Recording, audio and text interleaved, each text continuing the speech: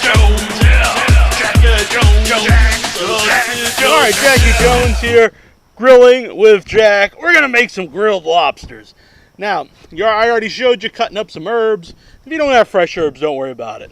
But they're cheap, they're easy to grow, they do taste a lot better.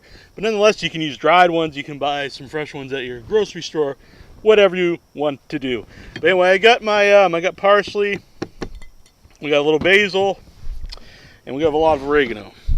Use whatever kind you like. Like I said, I got mint over there. I don't really think the mint would go that well with the lobster, but who knows, maybe it would. So basically, just want to cut all this up, chop it all up real fine. Now, when you're chopping this, when you're mincing it up like this, you're going to really start to smell it. Because all the oils are going to come out, and you're going to smell all of your fresh herbs. Now, that's one of the main reasons why I want to cut up, to release all the oils, all the flavors. But also just a practical reason. When it's like, you want it all chopped up like this, so when you put it on the food, it's easy to eat. You don't have big, giant pieces of herbs.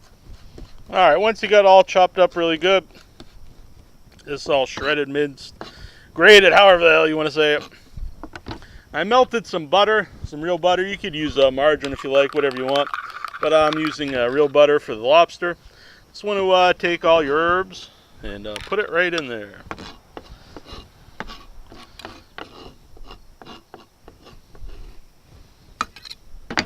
Then just mix that up.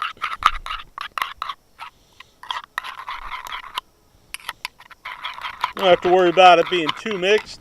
I'm going to add some garlic, some minced roasted garlic. Now you could use fresh garlic, obviously, but I'm using. I actually really like this. A canned minced garlic has a lot of flavor to it. You don't have to use You don't have to use much to give it a lot of flavor. I might use a little bit more than that, but I really like these minced garlics, the roasted garlic. Some people might not like them. I like them. A lot of flavor, easy to use, good stuff. I'm going to use a little lemon juice. Normally I would use fresh lemon juice. I don't have any lemons on me.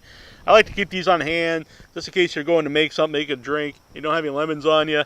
It's real easy. Now, it does not taste quite as good as fresh lemons, obviously. But when you're in a pinch, it's good just to have it on hand. Give it a little smell. Smelling pretty good to me. Now you could put the salt and pepper right in here, or you could put it right on the lobster. It's up to you. I'm going to wait and put it on the lobster because I'm going to save this to also dip the lobster in when it's done. And the butter has a lot of salt in it anyway, unless you use unsalted butter. So I wouldn't use that quite. I'm going to save some of this to use when the lobster's done. I'm going to save some of it to baste.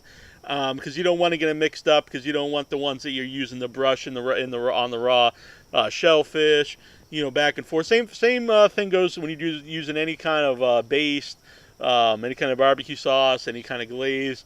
If you got the raw meat on the cooking, however you're doing it, you don't want to get it mixed up with a sauce that you're going to use when it's done.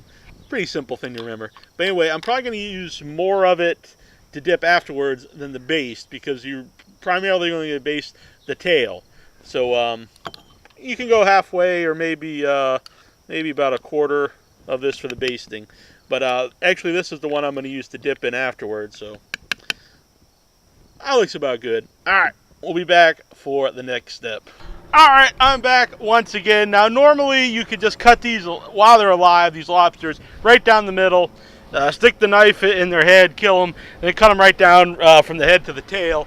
I didn't really want to do that on video, but another way you can also do it is like you normally do a lobster. Throw them alive in the boiling water, or if steam, however you want to do it. So I steamed 2 lobsters. I didn't steam them quite as long as you would if I was just going to eat them. Did about 7 minutes. Then we cut them down lengthwise, as you can see. Now, I want to season these up a little bit, not a lot, because you want the lobster flavor. But I'm going to put a little pepper on them from the pepper mill. And I'm going to put some Himalayan pink salt on. Why Himalayan pink salt, Jack? I don't know. Why not? But you ask me, what does that taste like, Himalayan pink salt? I wonder. Well, it pretty much tastes like salt. All right. So you just salt these up, pepper them up, then we'll go to the next step. Now, of course, I also want to put my butter on them. I'm going to do that right before I put them on the grill. You want this grill really hot. Now, you definitely don't want these to stick. So spray this grill down.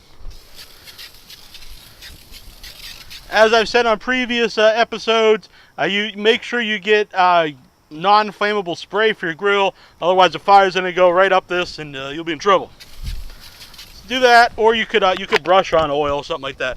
But I like the spray. You could also just use this spray and spray it right on the lobsters. But I'm going to use the butter mixture I made earlier.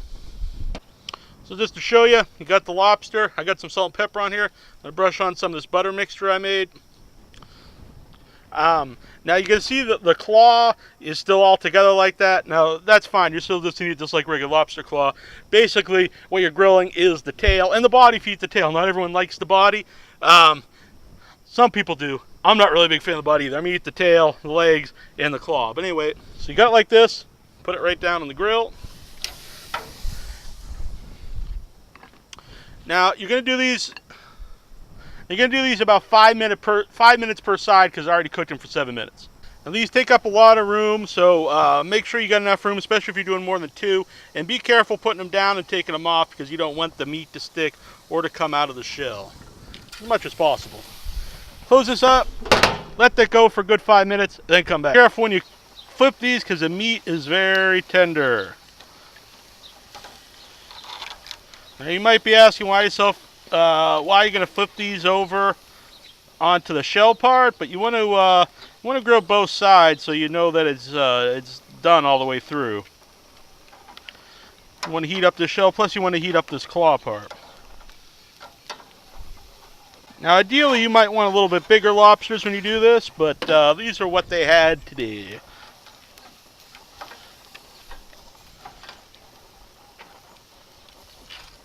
Since this time they're on the shell side down, I won't have to worry about it quite as much, but I'd let them go another 5 minutes, and then they should be done. Look at that. Look at that. Look at that. Grilled lobster tail. Can you see that? That is so good.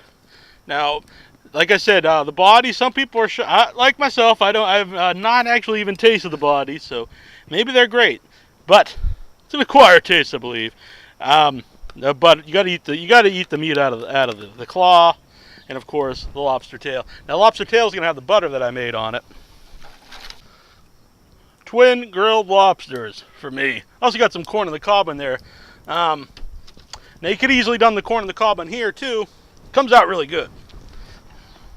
In fact, would have came out really good. Could have used the same butter mixture you made for the corn. Now, there's still a little bit of work here because you gotta crack the lobster claws. Definitely don't let that meat go to waste. But you could even just buy the tails if you wanted to. But I prefer the whole lobster. You're gonna save money and really good meat out of the claws. So I guess it depends where you live. I live in Cape Cod, so lobsters are readily available. I can go to the tree over here, shake the tree, and lobsters are gonna fall out basically. But anyway, I'm gonna take a little bite here. While we're here, why not? Have to reheat your butter if you did it like I did earlier because it'll set and it'll get kind of hard. That's what I do. Alright, so you got a piece of grilled lobster tail here. Melted herb butter. Mix that around. And you could do clarified butter if you like. That's basically just taking out the white of the butter after you melt it. Alright. You can just do straight butter. You don't have to do herb butter. It's good. Trust me. Oh, wow.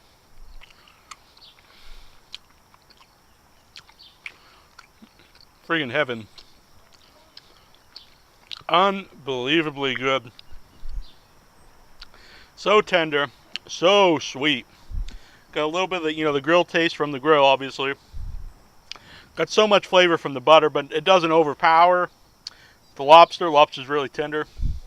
Oh, God. I gotta have another bite.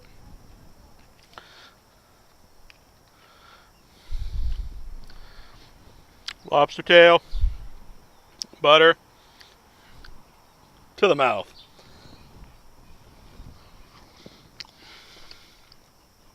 Unreal, folks. There's a little bit of work to lobster, cutting the shell, cutting through the body, plus you're working with a live animal. But it's definitely worth it. So good. Delicious. Now, I gotta take this in here and eat the rest of it.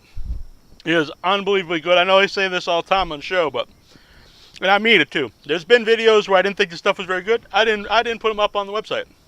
This is unbelievably great. Grow up a steak, have yourself surf and turf.